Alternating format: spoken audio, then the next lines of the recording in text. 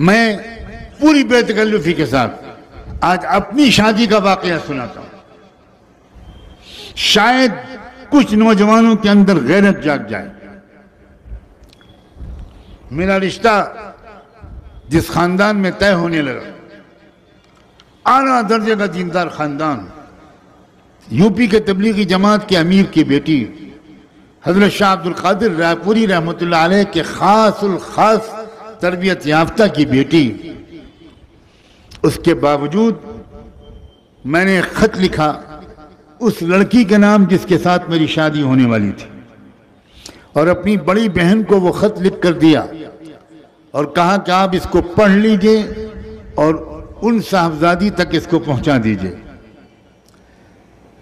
मैंने उस खत में सलाम मसनून के बाद ये लिखा कि मेरी 3 शादियां हो चुकी हैं, अगर चौथी बीवी बनने के लिए आप तैयार हों तो मैं इस रिश्ते को मंजूर करूंगा और आपके वालिदैन भी उसी सूरत में इस रिश्ते को मंजूर करें। मेरी 3 शादियां हो चुकी हैं। आप सब भी हवनक बने बैठे। 3 शादियां? ये हजरत इतने रंगीन थे। नौजवानी में ये जोश, ये हौसला, यहां एक से ही टेढ़े हुए जा रहे हैं।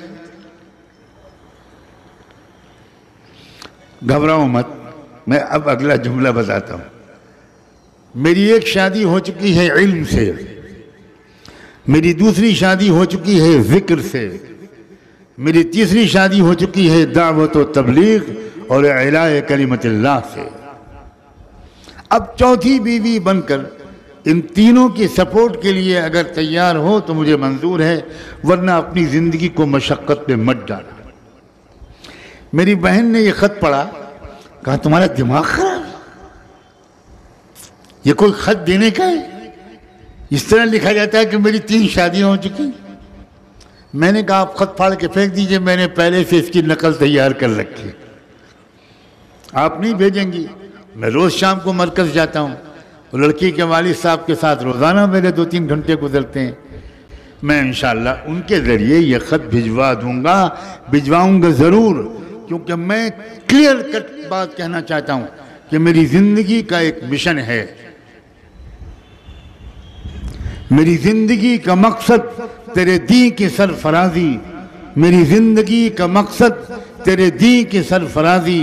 मैं इसीलिए मुसलमान, मैं इसीलिए नमाजी।